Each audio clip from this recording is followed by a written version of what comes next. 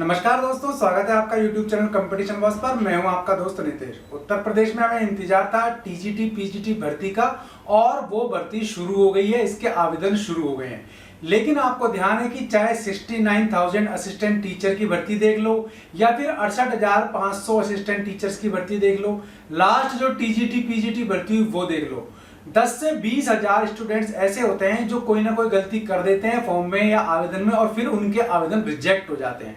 तो इस वीडियो को पूरा डिटेल से देखना है, पूरी जानकारी आपको दे रहा हूं कि आपको आवेदन में क्या क्या भरना है और क्या क्या वो गलतियां हैं, वो सिली मिस्टेक्स हैं जिनके कारण, छोटी सी गलती के कारण हमारा आवेदन रिजेक्ट हो जाता है और हम भर्ती की दौड़ से बाहर हो जाते हैं। ये हाल तो तब होता है जब हम काफी इंटेलिजेंट भी होते हैं, हमारी तैयारी भी काफी अच्छी होती है, हमें सिलेबस भी पूरा पता होता है, हम अच्छे पढ़ भी रहे होते हैं, लेकिन सिली मिस्टेक्स हमें एग्जाम से आउट करा देती हैं और हमारी लाइफ का ये बहुत ही नेगेटिव टर्निंग पॉइंट बन जाता है। तो यूपी टीजीटी पीजीटी भर्ती का आवेदन शुरू हो गए हैं। 9 जून से भरे जाएंगे, 7 जुलाई तक भरे जाएंगे। पूरा डिटेल एक बार वीडियो में देख लीजिएगा, इसके लिए क्या क्या जरूरी है। वीडियो पसंद आए तो लाइक और शेयर जरूर कर देना। चैनल को अभी सब्सक्राइब कर लीजिए, बाद में आप सब्सक्राइब करना भूल जाते हैं। तो चलिए पहले इसका नोटिफिकेशन देख लेते हैं, क्योंकि नोटिफिकेशन टीजीटी और पीजीटी बालक और बालिका वर्ग दोनों के लिए जारी हो गया है। अमूमन डिटेल ये है कि इसमें आपका बीएड होना जरूरी है टीजीटी के लिए, पीजीटी के लिए आपका पीजी होना जरूरी है संबंधित सब्जेक्ट में। इसके अलावा भी काफी सारी नियम और शर्तें हैं। चलिए एक बार नोटिफिकेशन देख लेते हैं। तो यहाँ देख लीजिए, उत्तर प्रदेश माध्यमिक शिक्षा सेवा चयन बोर्ड प्रयागराज की तरफ से इसका नोटिफिकेशन जारी हो गया था। और इसका ऑनलाइन आवेदन की बात करें तो सबसे पहले आपको रजिस्ट्रेशन कराना है, जो आपको 9 जून से यानी कि आज से शुरू हो गया है। फिर इसका आपको ऑनलाइन फीस जमा करानी है, जो भी आज से शुरू हो गई है। लास्ट डेट इसकी 3 जुलाई है आपके रजिस्ट्रेशन की।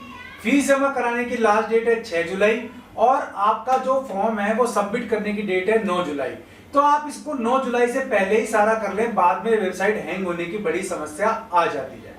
महत्वपूर्ण निर्देश यहाँ दिए हुए हैं कि आवेदन ऑनलाइन होंगे और ऑनलाइन होने के साथ साथ जो भी नियम शर्तें हैं वो यहाँ दे रखी हैं कि पदों की संख्या घट और बढ़ भी सकती है। अब यहाँ देख लीजिए कि भाषा संबंधी प्रश्न पत्र, आप अगर मान लीजिए हिंदी से, संस्कृत से, इंग्लिश से, उर्दू से जो प्रश्न पत्र भरेंगे वो आपकी लैंग्वेज में ही आएंगे। तो ये बात ध्यान रखना, आपकी भाषा की पकड़ हो आप तो ही भाषा से फॉर्म भरें, वरना आपको फॉर्म नहीं भरना चाहिए। ईडब्ल्यूएस के लिए 10% आरक्षण यहाँ दिया गया है। जो यूपी के मूल निवासी मेरे भाई बहन है, आरक्षण उन्हीं को मिलेगा। लिखित परीक्षा होगी आपकी, उसी आधार पर आपका सिलेक्शन होगा। ठीक है, ये आपके टीजीटी के लिए डिटेल्स है। बाकी ये 3 चरणों में इसका आवेदन भरा जाएगा। हाउ टू अप्लाई, तो देखिए सबसे पहले आपको रजिस्ट्रेशन करवाना पड़ेगा, फिर आपको फीस भरनी पड़ेगी, फिर आपको फॉर्म सबमिट करना पड़ेगा। इनकी लास्ट डेट मैंने आपको सभी को बता दी है। ठीक है, अब ये 2 चरण 3 चरण देखें यहाँ। तो फीस देख लीजिए आप, यहाँ जनरल के लिए फीस है जो आपकी 750 रुपए है, ईडब्ल्यूएस के लिए 450 रुपए है, ओबीसी के लिए 750 रुपए है, अनुसूचित जाति के लिए 450 और अनुसूचित जाति एसटी के लिए 250 रुपए रखी गई है। बाकी स्वतंत्रता संग्राम सेनानी, भूतपूर्व सैनिक, महिला और विकलांग, इनकी मूल श्रेणी के अनुसार ही फीस रखी गई। तो जब फॉर्म भरे तो ध्यान रख लेना आपकी फोटो का आकार 35 mm, ये जो साइज दे रखे हैं निर्धारित उसी के अनुसार होना चाहिए। सबसे बड़ी गलती कर जाते हैं फोटो खिंचाने में। तो दोनों कान आपके साफ दिखाई देने चाहिए, आपका मुंह बंद रहना चाहिए, आंखें खुली होनी चाहिए, चश्मा वगैरह मत लगाना, बैकग्राउंड हो या तो व्हाइट हो या फिर हल्का ग्रे हो। ये ऐसी गलती है जिसके कारण लास्ट एग्जाम्स में 5000 से अधिक फॉर्म रिजेक्ट हुए थे। तो मेरे भाई ये विशेष रूप से आपको ध्यान रखनी है। एज लिमिट की बात करें तो 1 जुलाई 2022 को 21 साल से कम नहीं होनी चाहिए। अधिकतम एज लिमिट यहाँ नहीं दी गई है, ये आपको बेनिफिट मिल रहा है। तो आप कितनी भी एज ग्रुप में हैं आप आवेदन कर सकेंगे, बस 21 साल से कम नहीं होना चाहिए। शैक्षिक योग्यता की बात करें तो डिटेल से आगे बताऊंगा। सैलरी की बात करें टीजीटी की तो 44,900 से 1,42,400 रुपए आपकी सैलरी, पे लेवल सेकंड ग्रेड पे 4600 आपको मिलेगा। आरक्षण मैंने आपको बता ही दिया, यूपी के जो भाई बहन है उनको मिलने वाला है। परीक्षा आपकी जनपद मुख्यालयों पर होगी, ये बात ध्यान रखना है। छोटे छोटे गांवों वगैरह को इस बार केंद्र नहीं बनाया जाएगा। भर्ती प्रक्रिया देख ले आप। टीजीटी के लिए आपका लिखित परीक्षा होगी। ठीक है, अब लिखित परीक्षा में आपकी 500 अंकों की होगी, जिसमें से 125 प्रश्न होंगे आपके, प्रत्येक प्रश्न 4 अंक का होगा। 2 घंटे आपको दिए जाएंगे। सारे क्वेश्चन ऑब्जेक्टिव होंगे जो आपको गोले काले करने हैं काली स्याही के बॉल पेन से। इसमें गलती मत कर देना, ज्यादा ब्लेड वगैरह मत चलाना, पहले पेंसिल से टिक कर लेना, फिर उसके बाद गोले आपको भरने हैं, ये ठीक है। फिर चयन आपका होगा प्राप्त अंकों के मेरिट के आधार पर। जो लिखित परीक्षा की मेरिट है इसी के आधार पर चयन होगा आपका। जबकि पीजीटी में आपका लिखित परीक्षा की मेरिट प्लस आपका साक्षात्कार प्लस आपका जो एसएस आपकी क्वालिफिकेशन है उनका तीनों का मिला करके आपका सिलेक्शन होना है। और यहाँ केवल आपका प्राप्त अंकों के आधार पर ही मेरिट बनने वाली है। तो ज्यादा से ज्यादा एग्जाम में आपको नंबर लेकर के आने पड़ेंगे। अब देख लेते हैं कि टीजीटी के लिए आपकी बालक वर्ग में कितनी सीटें किस सब्जेक्ट की हैं। तो इंग्लिश की 511 है, हिंदी की 509 है, मैथ की 508 है, सामाजिक विज्ञान की 337, संस्कृत की 264, शारीरिक शिक्षा की 157, विज्ञान की 499, गृह विज्ञान की 139, कला की 132, वाणिज्य की 38, संगीत गायन की 7 है, 47 है कृषि की, जीव विज्ञान की आपकी है 49, उर्दू में 12 और संगीत वादन में 4। तो टीजीटी की कुल जो पोस्ट है आपके वो है 3213।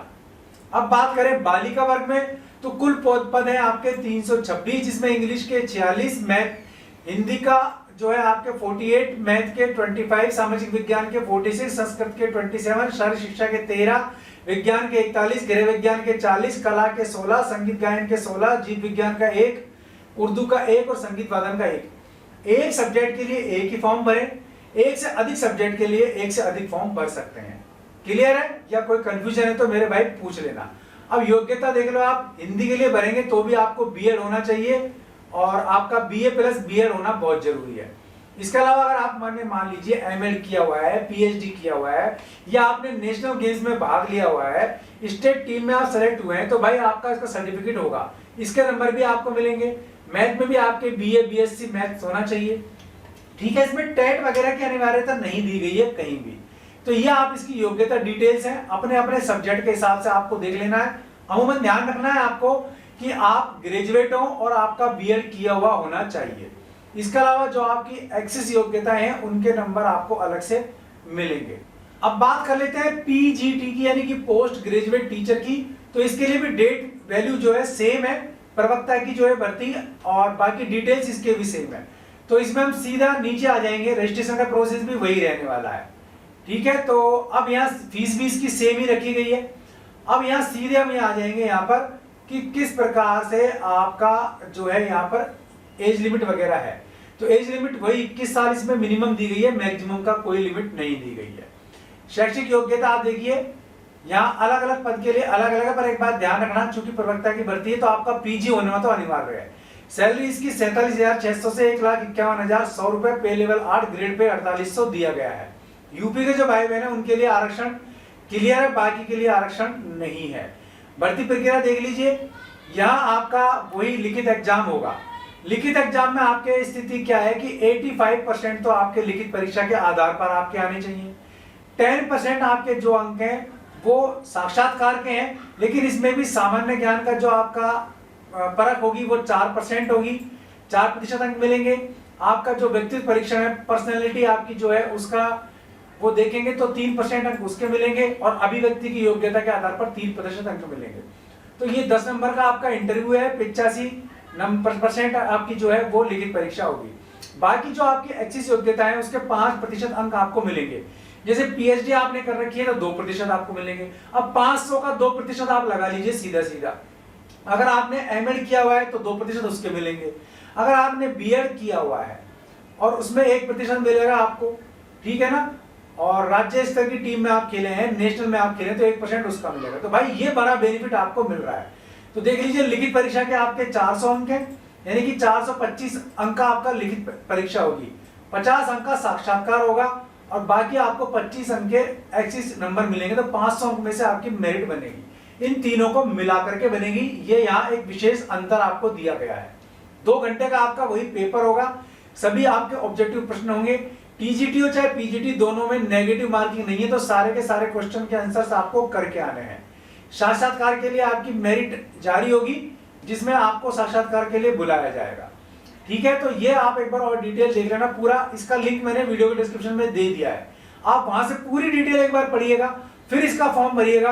फिर भी कोई डाउट है, कंफ्यूजन है तो आप पूछ सकते हैं। अब यहाँ इसका पद देख लेते हैं। प्रवक्ता बालक वर्ग की बात करें, लेक्चर बालक वर्ग की बात करें, पीजीटी बालक वर्ग की बात करें तो कुल पद यहाँ पर देखें 549 है। तो इसमें नागरिक शास्त्र के 30 है, रसायन विज्ञान के 39, भौतिक विज्ञान के 38, जीव विज्ञान के 47, भूगोल के 51, गणित के 22, इंग्लिश के 62, समाजशास्त्र के 22, अर्थशास्त्र के 54, इतिहास के 14, हिंदी के 81, कृषि के 12, शिक्षा शास्त्र के 8, मनोविज्ञान के 7, संस्कृत के 40, कला के 8 और वाणिज्य के 14। तो बाकी ये प्रवक्ता बालक वर्ग का मैं आपको बता रहा हूँ। अब बालिका वर्ग की सूची आ गई है। तो नागरिक शास्त्र में 5, भौतिक विज्ञान में 2, जीव विज्ञान में 3, भूगोल में 1, इंग्लिश में 14, समाजशास्त्र में 2, अर्थशास्त्र में 6, इतिहास में 7, 4 हिंदी में, शिक्षा शास्त्र में 2, मनोविज्ञान में 5, संस्कृत में 12, कला में 6, गृह विज्ञान में 6। कुल 75 आपके पद हैं यहाँ पीजीटी बालिका वर्ग के लिए। ठीक है, तो इसके लिए योग्यता आप फिर से देख लो एक बार। मैंने आपको बताया था जैसे आपको पीजी होना जरूरी है, किसी भी सब्जेक्ट से आप फॉर्म भरेंगे उसमें पीजी होना जरूरी है आपका, प्लस आपका बीएड होना जरूरी है।